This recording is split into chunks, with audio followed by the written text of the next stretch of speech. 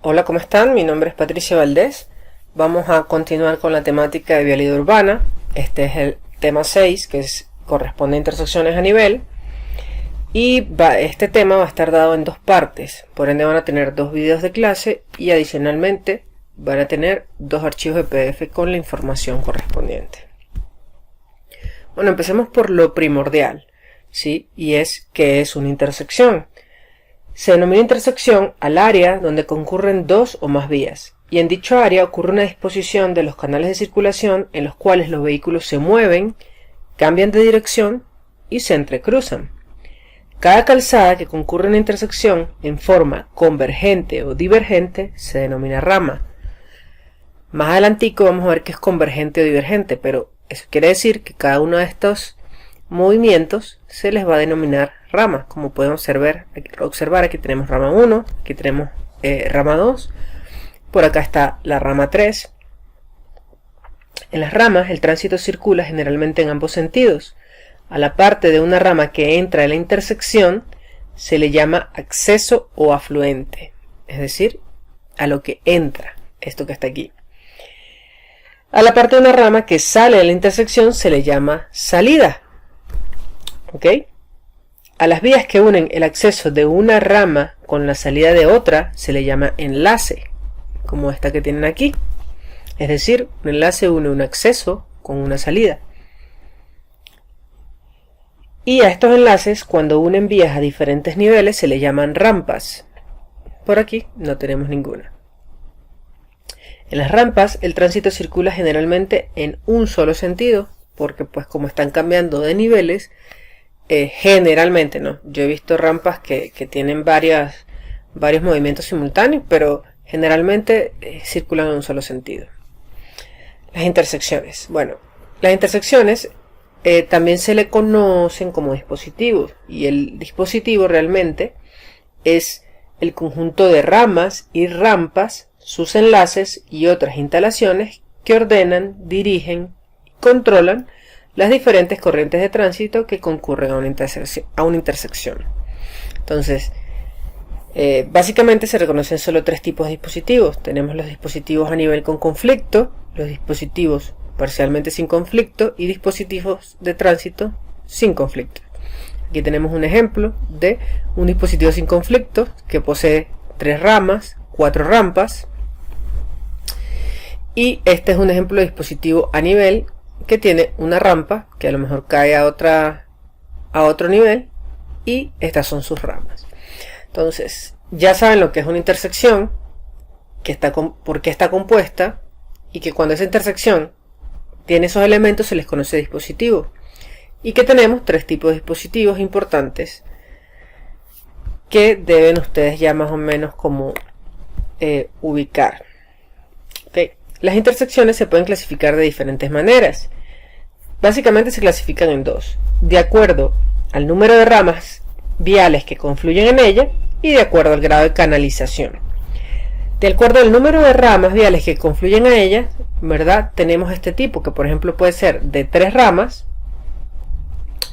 de 4 ramas, de ramas múltiples, que pudiera ser, bueno, no tenemos aquí una de ramas múltiples que tenga más de 4 ramas, y redomas o rotatorias también, rotondas le llaman otras personas.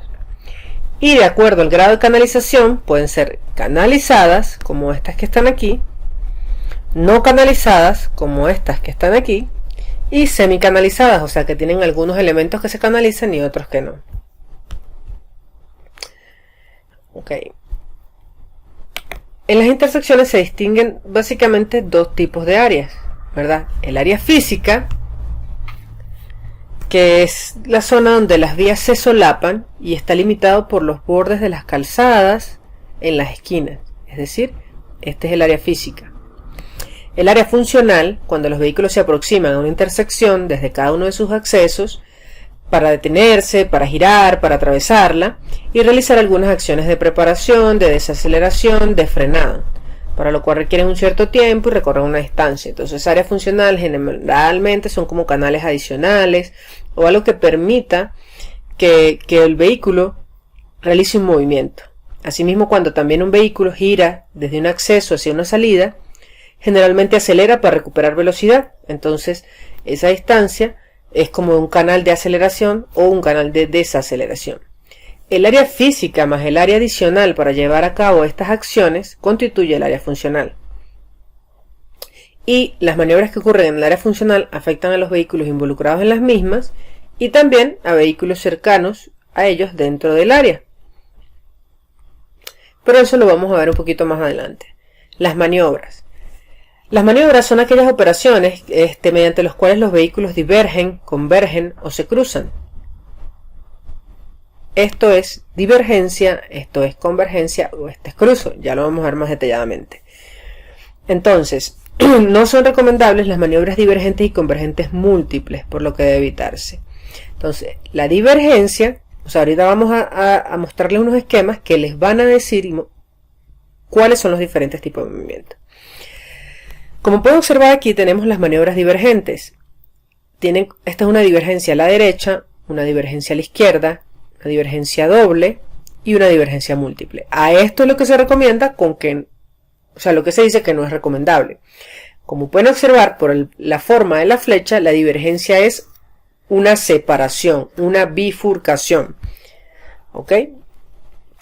Entonces, eso por una parte. Por otra parte tenemos aquí las maniobras convergentes. ¿Ok? Y esas maniobras convergentes también tienen a la derecha, a la izquierda, doble y la múltiple, que es la no recomendable. Las maniobras convergentes, es decir, que llegan a un mismo punto, se unen. Las maniobras de entrecruce, por su parte, es cuando aquí, por ejemplo, tenemos una vía que tiene dos canales y esta vía también tiene sus dos canales. Resulta que acontece que la persona que va en este canal de abajo necesita incorporarse al de arriba y la que va de arriba necesita incorporarse al de abajo. Entonces, está ocurriendo, se llama entrecruce porque si pueden observar aquí está ocurriendo una convergencia en un punto que a su vez está cambiando una divergencia. Pero como realmente no son dos movimientos, esos dos movimientos ocurren de manera simultánea y parten y se consiguen en un mismo punto, se les llama entrecruce. ¿Ok? Entonces, por aquí también vamos a tener el punto de conflicto. El punto de conflicto es un lugar común a la trayectoria de dos movimientos vehiculares y se pueden clasificar en 4 tipos. Por ejemplo, cuando tenemos conflicto divergente o de divergencia, se produce cuando dos movimientos provenientes de una vía común se separan en dos direcciones diferentes. Si ustedes están viendo, aquí hay un movimiento hacia la derecha y recto. Y más adelante también se produce otro movimiento de divergencia porque hay un cruce a la izquierda y el movimiento que sigue recto. Entonces, conflicto de divergencia se produce cuando dos movimientos provenientes de una vía común se separan en dos direcciones diferentes. La convergencia, por su parte, es cuando dos movimientos provenientes de diferentes orígenes toman una vía común como destino. Este viene recto, este viene por este canal, se unen y se genera un punto de conflicto. Y cuando más adelante sigue otra corriente, se une a ese punto. Entonces ahí están convergiendo. Tenemos el cruce recto, ¿verdad? Un conflicto de cruce realmente, que se produce cuando dos movimientos provenientes de diferentes orígenes se dirigen a diferentes destinos, cortándose con un ángulo que no admite trayectorias paralelas. Se llama cruce recto, pero realmente pudiera realizarse a otro ángulo como este que está aquí. Es decir, orígenes distintos, destinos distintos, y sus trayectorias no son paralelas y se convierten en forman un ángulo. Y el de entrecruce, que fue el que yo mostré anteriormente, que está aquí, ¿verdad? Cuando dos movimientos que circulan por una misma vía o dos vías convergentes intercambian de canal o de vía de circulación. Es decir, ellas están intercambiando su posición. Entonces, la maniobra de divergencia lo vamos a trabajar como si fueran vectores. Si ustedes pueden observar, este vector se forma B1 y aquí se va a formar B2, que es cuando se apertura hacia la derecha. Y se va a formar un ángulo alfa.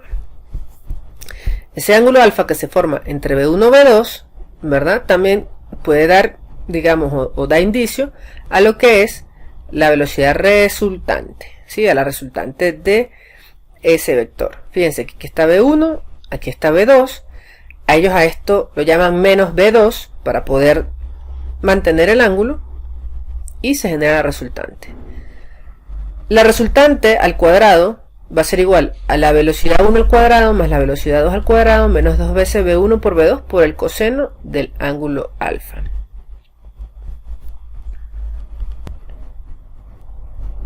Entonces, vamos a hacer un ejemplo. Por ejemplo, tenemos una velocidad 1 de 80 km por hora, tenemos una velocidad 2 de 60 km por hora y tenemos un alfa de 10 grados, es decir, el ángulo que se forma entre las dos direcciones que están haciendo su divergencia. En este caso, la resultante, simplemente metiendo estos tres datos en esta ecuación, la velocidad resultante va a ser de 23 km por hora. Ustedes deben probar, si quieren intentar, plantéense diversos ángulos, plantéense diversas velocidades, pero si algo es importante saber es que entre mayor sea el ángulo de divergencia, o entre mayor sea la diferencia de velocidades, mayor va a ser la velocidad relativa, y por lo tanto, más grave va a ser el conflicto originado.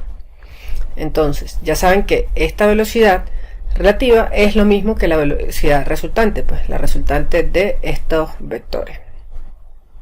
Y pueden intentar hacer varias maniobras, varias pruebas. Fíjense que aquí tenemos una maniobra de divergencia. Con un alfa grande, la curvatura tiene que ser pequeña. La curva, el radio de la curva que va a generar el borde o la cuña. Y van a mantener velocidades relativamente altas. Pero en el caso, y la velocidad de giro va a ser pequeña, pero la velocidad relativa va a ser alta. En este caso, donde tenemos una maniobra de divergencia donde el alfa es pequeño, como el que teníamos de 10 grados, se va a generar una velocidad relativa baja, la curvatura va a ser amplia, la velocidad de giro va a ser alta, y esto sucede simplemente porque el alfa es más pequeño. La maniobra de convergencia sucede lo mismo. Fíjense que entre B1 y B2 igual se forma un ángulo alfa, y ese ángulo alfa, ¿verdad? Igual ese B2 se convierte en negativo y vamos a tener una velocidad relativa que va a ser la resultante de los vectores. Y se aplica la misma ecuación que teníamos en divergencia. Vamos a hacer otro ejemplo. Tenemos B1 que es igual a 70 kilómetros y B2 igual a 40 kilómetros. Fíjense que la diferencia ahora es un poco más grande entre los que tuvimos en el ejercicio anterior. Pero el alfa es de 15 grados. En este caso, metiendo estos valores en esta ecuación, la velocidad relativa es de 33 kilómetros por hora. En la convergencia, mientras mayor sea el ángulo de convergencia o entre mayor sea la diferencia de velocidades, mayor será la velocidad relativa y por tanto más grave el conflicto originado. Fíjense que es básicamente lo mismo porque tiene la misma ecuación. Aquí vamos a lo mismo. Tenemos velocidad relativa alta. ¿Por qué? Porque el alfa es grande, la curvatura es pequeña y la velocidad de giro va a ser pequeña. Cuando la curvatura es pequeña, la velocidad tiende a ser mucho más pequeña. Y para el caso de la velocidad relativa baja es porque tenemos un alfa muy pequeño, entonces la curvatura es amplia para suavizar eso y la velocidad de giro es bastante alta. En la maniobra de cruce sucede lo mismo. Fíjense que entre estos vectores igual se forma el alfa. Sucede básicamente lo mismo. Tenemos la velocidad 1, la velocidad 2, la menos 2 y vamos a tener una velocidad relativa o resultante. La ecuación sigue siendo la misma, ley del coseno. Y en este ejemplo vamos a hacer con una B1 de 80 kilómetros, una B2 de 60 kilómetros, pero el alfa ahora va a ser 90 kilómetros. Si ustedes se recuerdan un poquito, cuando nosotros hicimos la maniobra de divergencia utilizamos 80 kilómetros, 60 kilómetros, pero el alfa fue de 10 grados. Y aplicando la fórmula se obtuvo una velocidad relativa de 23 kilómetros. Ahora, con los mismos valores de velocidad, pero un alfa de 30 grados, que es 3 veces mayor al que teníamos originalmente, la velocidad resultante ahora es de 41 km/h. Y en esta maniobra de cruce, fíjense que dependiendo del alfa, ¿verdad? Mientras el alfa es más pequeño, el área es mucho más grande. Para este alfa de 30 grados, el área es de 200 metros cuadrados. Y para este alfa de 90 grados, el área es de 100 metros cuadrados. Entonces, esta es la razón por la cual cuando se genera una intersección de 4 ramas, generalmente se trata de que sea a 90 grados. Porque es el ángulo comprendido entre los dos alineamientos de la intersección. Ahora vamos a aprender a buscar los puntos de conflicto. Ya sabemos que es una intersección, ya sabemos los tipos de dispositivos que hay. Este dispositivo, de los dos dispositivos son con conflictos. De acuerdo a la clasificación, este es de 3 ramas, este es de 4 ramas, ¿verdad? Y sabemos que los puntos de conflictos pueden ser divergentes, convergentes, cruces o entrecruces. Generalmente los cruces y los entrecruces se manejan de la misma manera.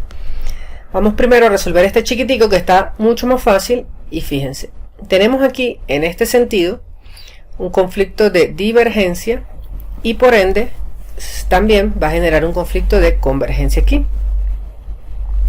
Esta rama va a tener un conflicto de divergencia y también va a generar convergencia aquí. Y esta rama va a generar un conflicto de divergencia y convergencia aquí.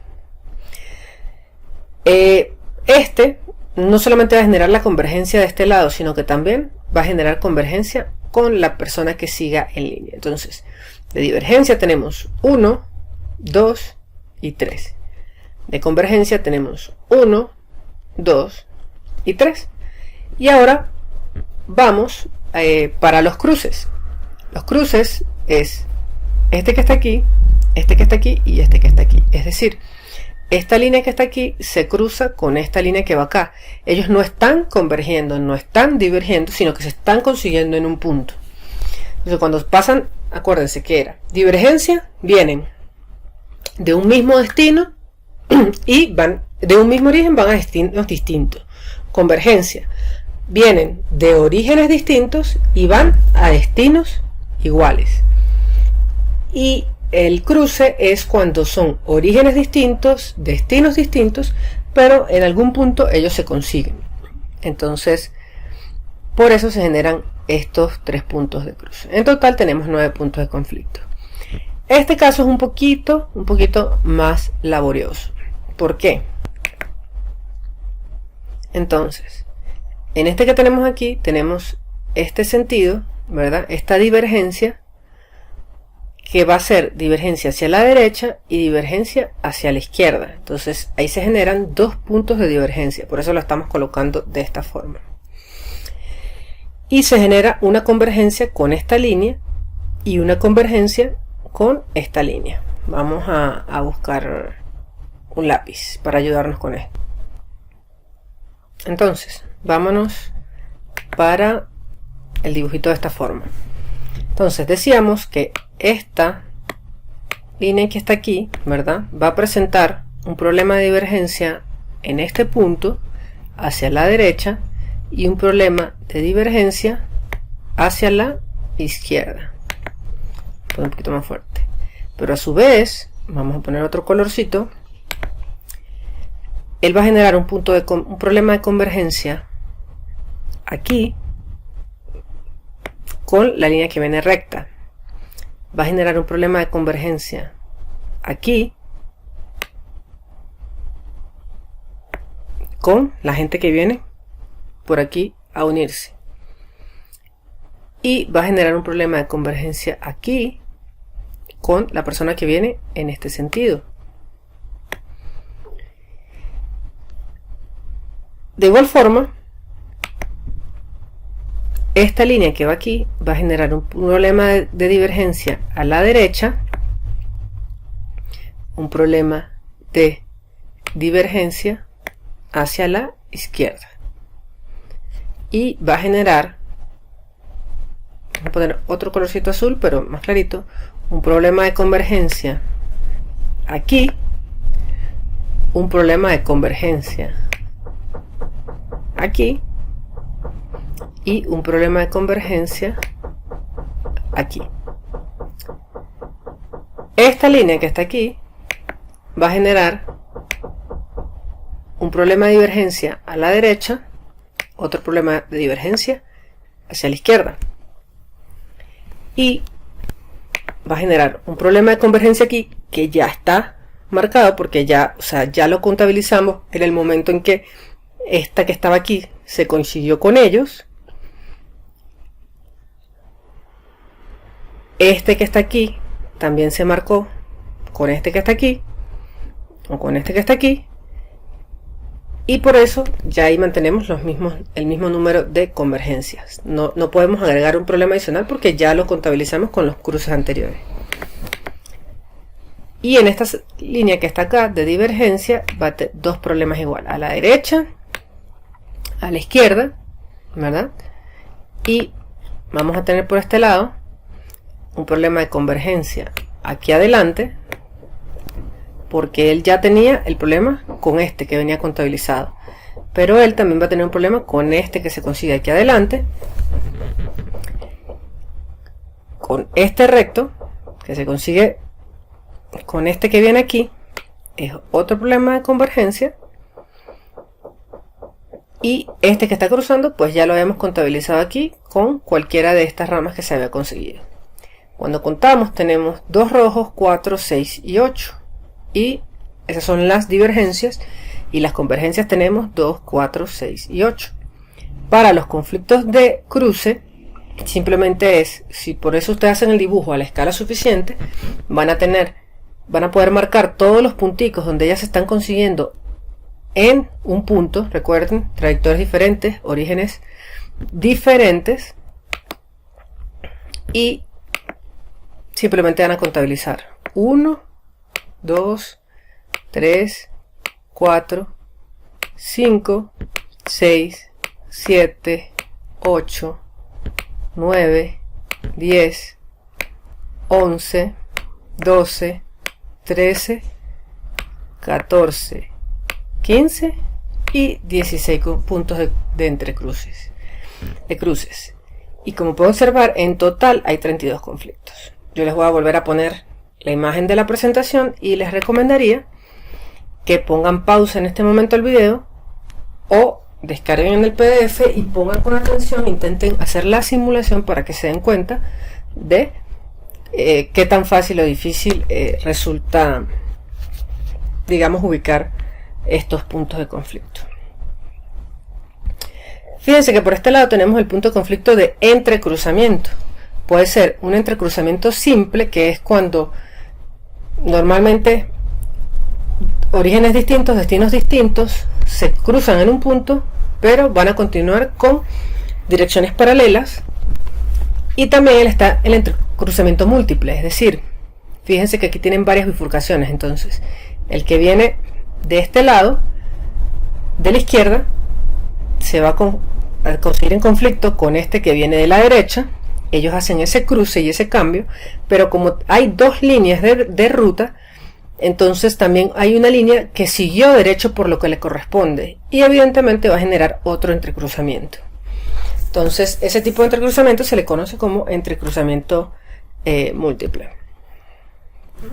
También está el entrecruzamiento en un solo lado, que fíjense, esta es dos canales con un solo canal, y pues uno de los canales va a seguir recto y genera un entrecruzamiento simple entre estas dos líneas. O está este que está por acá, que se llama entrecruzamiento de dos lados. ¿Por qué? Porque a pesar de que él venga en una sola línea, ese entrecruzamiento va a seguir recto, y esta persona, si quiere, necesita cambiar de un lado al otro. Entonces se va a generar un entrecruzamiento de en dos lados. Los criterios básicos para el diseño de los dispositivos de tránsito son los siguientes. Toda intersección es singular, por lo que su diseño es particular y debe ser hecho de acuerdo a sus características propias.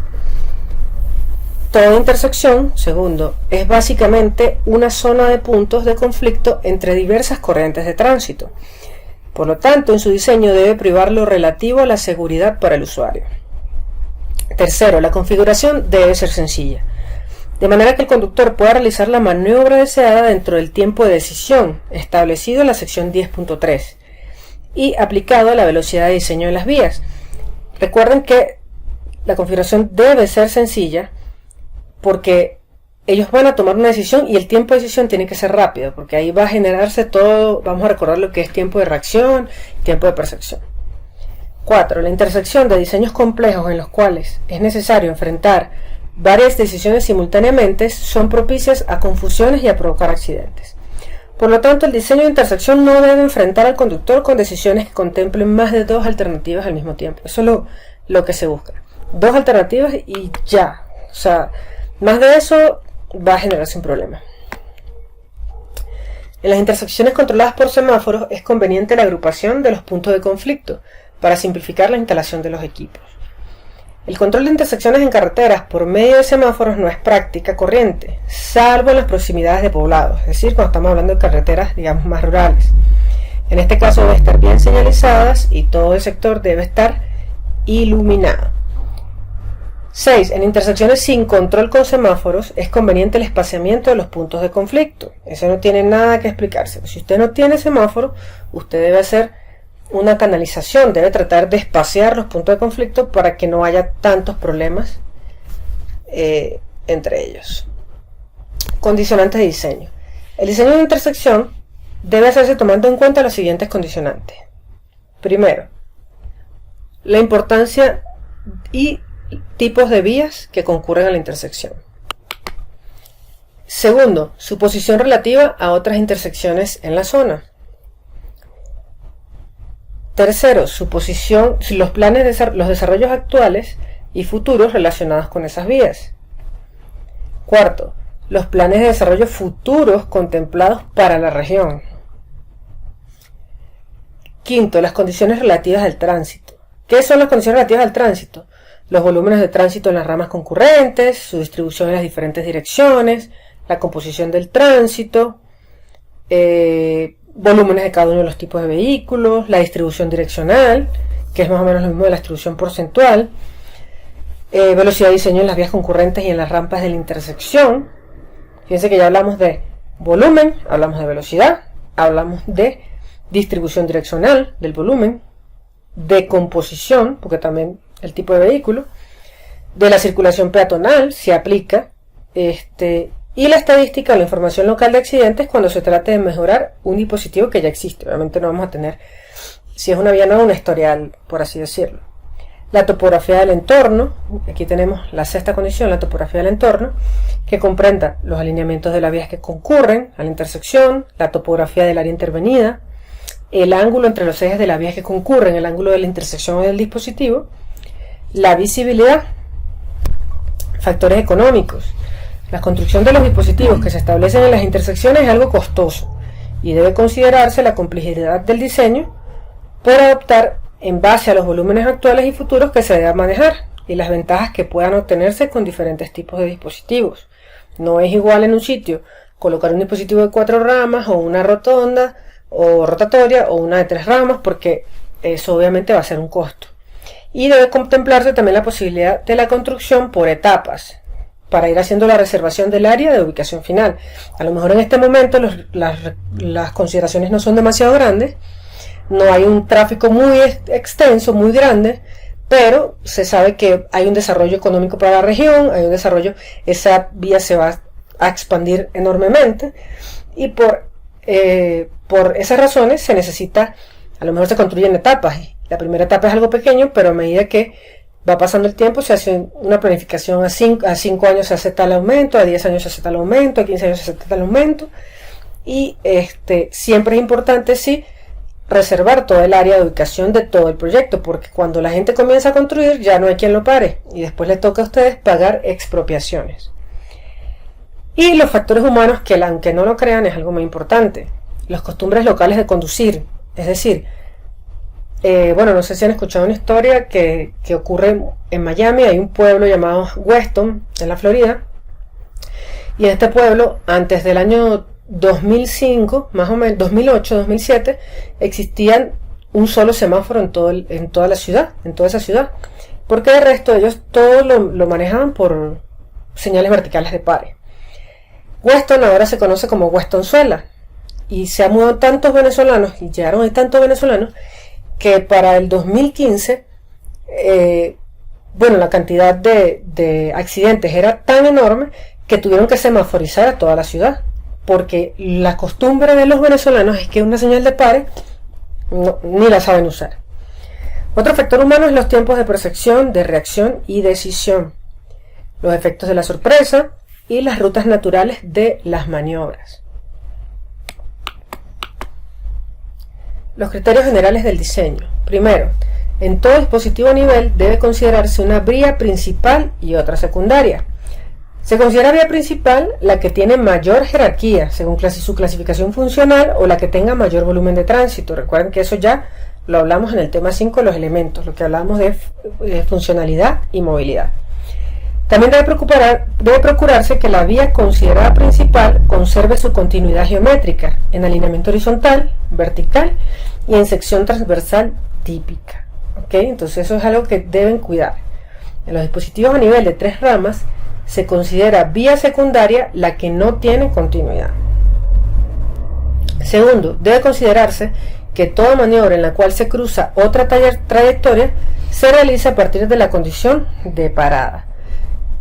Entonces eso queda bastante claro, me imagino, que es, si tenemos una vía principal y una secundaria, la secundaria que se va a atravesar, que va a cruzar, va a partir de la condición de parada.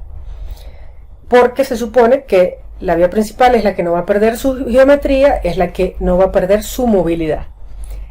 Tercero, no es conveniente que el ángulo formado por los ejes de las ramas que se cruzan formen un ángulo inferior a 70 grados o mayor de 110 grados. Acuérdense lo que vimos hace ratico, de que mientras más pequeño es el ángulo, hay una mayor área, digamos, de conflicto. Entonces, dichos ángulos crean áreas muy grandes de uso indefinido, producen confusión y pueden inducir a trayectorias erráticas que desordenan el tránsito y aumentan la posibilidad de que se produzcan accidentes.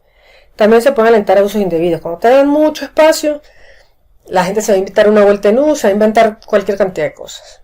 4. Cuando la vía secundaria tenga una calzada de grava estabilizada, debe pavimentarse un trecho de ella antes de la intersección, y esa distancia tiene que ser algo mayor a la distancia de visibilidad de frenados según su velocidad de diseño. Quinto, es preferible que los dispositivos a nivel estén en tramos rectos de la vía principal. En caso de ser necesario, pueden implantarse en curvas horizontales, siempre que el radio de la curvatura garantice la distancia de visibilidad requeridas. No son aceptables dichos dispositivos cuando la curva horizontal comprende una curva vertical convexa que comprometa la visibilidad. Aquí quizás van a ver un poquito, porque, profe, que es una curva vertical convexa. Bueno, para eso es, digamos, miren, lo primero que están viendo de lo que es el tema de curvas verticales. Las curvas verticales se clasifican de acuerdo a su geometría o forma en convexas y cóncavas, y eso simplemente tiene que ver con la forma de la curvatura. Entonces, por acá se las voy a mostrar un poquito. Bueno, por aquí no, porque, ¿verdad? Se las voy a mostrar por acá. Ustedes pueden tener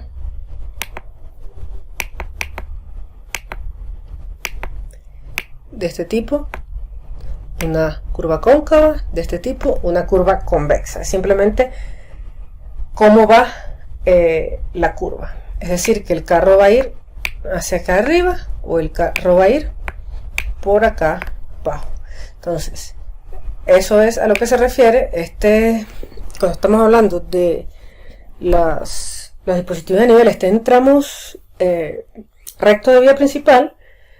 Se puede invadir una curva horizontal siempre y cuando la curva horizontal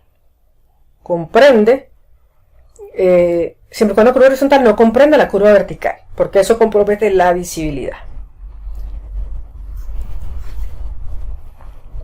Y bueno, con eso terminamos esta primera clase. Ya la segunda parte, la segunda clase de este tema, vamos a ver los principios básicos de diseño de lo que son las intersecciones a nivel. Muchas gracias.